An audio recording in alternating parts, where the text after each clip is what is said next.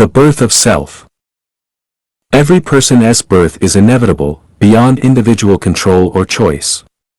It is purposeful, meaningful, and beyond personal power. In the kingdoms of bees and ants, when each batch of bees or ants is born, only a few become queens, while the rest, whether they are worker bees, soldier bees, or drones, have their roles predetermined from birth.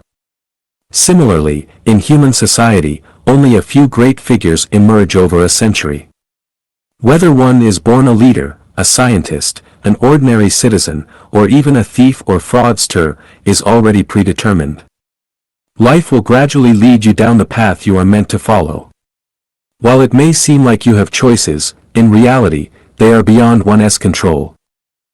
Date and time of birth, family and social environment at birth. Every person's time of birth is inevitable, beyond individual control or choice. Not only can the era and date not be changed, but even the minute and second cannot be altered. Every person cannot choose their parents and siblings, nor can they choose their family's economic status and surrounding environment. Those who belong to the city will inevitably be born in the city, those who belong to the countryside will inevitably be born in the countryside. Those who should be born in a royal family cannot be born in a commoner's family, and those who should be born in an illiterate family cannot be born in an intellectual family. Gender, height, appearance, innate abilities, and ethnicity. Whether one is male or female, tall or short, attractive or unattractive, gentle or strong in character, or belongs to a certain ethnic group such as black, Asian, or white, all these characteristics are predetermined by our genetics. They are inevitable and each individual must accept them without blaming fate or their parents. Congenital diseases. Some individuals are born as prodigies, while others may naturally have less intellectual capacity. Some are born with physical abnormalities, while others carry latent risks of disorders related to organs, blood composition, or the nervous system from the fetal stage. Although they may appear perfectly healthy at birth, these underlying conditions will emerge naturally over time with physiological changes, such as smallpox. These are beyond an individual's control and cannot be predicted or delayed.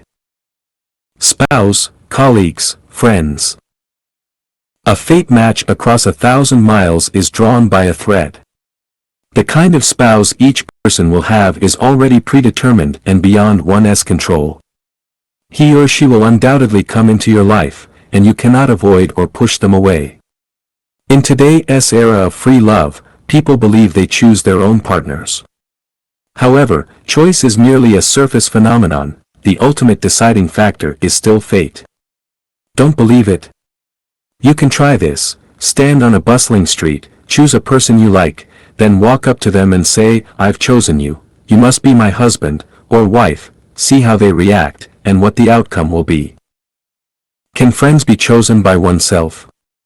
The answer is, no. Birds of a feather flock together, people group by kind. The kind of people you will meet and who will become your friends are determined by factors such as time, character, aspirations, identity, and fate. Don't believe it? You can try this. Write a letter to President Bush saying, "President Bush, I want to be friends with you," or write to any Nobel Prize winner, billionaire, movie star, or singer, saying, "I want to be friends with you," and see what the reaction and result will be. Can colleagues be chosen? Can the people one interacts with in life be chosen? No. What kind of person you will become is predetermined, and colleagues and people you interact with are those you must deal with. They are the factors that drive you towards your predetermined goal, a goal that you may not be clear about. Don't believe it? You can try this. Go to the Ministry of Foreign Affairs, walk into any office, and tell them, "I want to be your colleague," or go to the largest trading company in Sicily, Italy, and tell them, "I want to interact and deal with you," see what the result will be. Aging, lifespan, date and method of death. Aging and death are inevitable. There is no precedent in human history for self-control to prevent aging or death.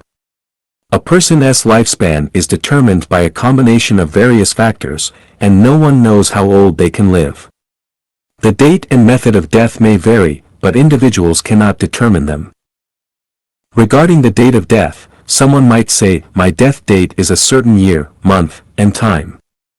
If I don't die then, I will commit suicide. It sounds logical and reasonable, but I want to tell you, if your destined method of death is not suicide, you won't be able to commit suicide.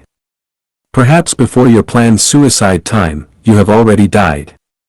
If you are destined to die by suicide, you cannot escape it. The methods of death are myriad, estimated to be 1,000,000 kinds.